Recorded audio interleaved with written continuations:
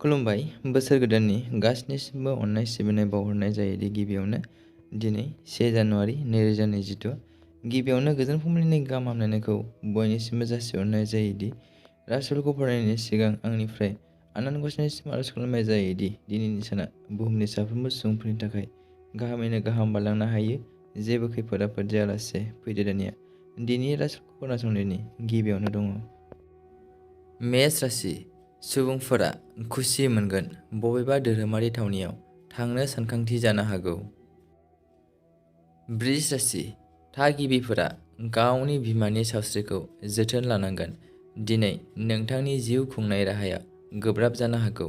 नोंथाङा नोंथांनि जिउनि लोगोनिफ्राय आबुं हेफाजाब मोनगोन।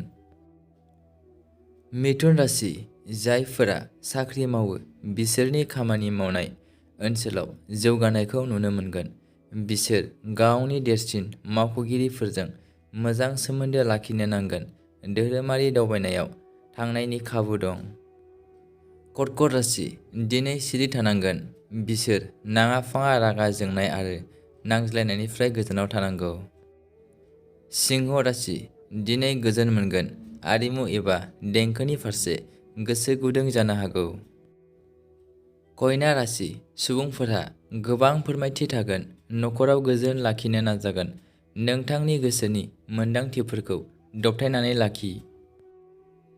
तुला राशि सुबुंफोरनि आयआ खमायनो हागौ आरो खरसाया बांनो हागौ। न'खरनि बिबानफोरा बांनो हागौ। वृश्चिक राशि दिनैनि साना जोबोद मोजां सान।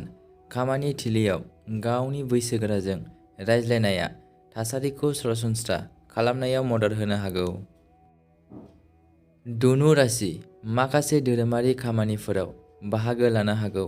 बिसोर न'खर आरो लोगोफोरजों माखासे गुन गोनां सम हगारगोन आरो गावसोरनि जिउनि गुनखौ जौगाहोनो थाखाय माखासे खान्थि आरो गुवार नोजोरबो जौगाहोगोन।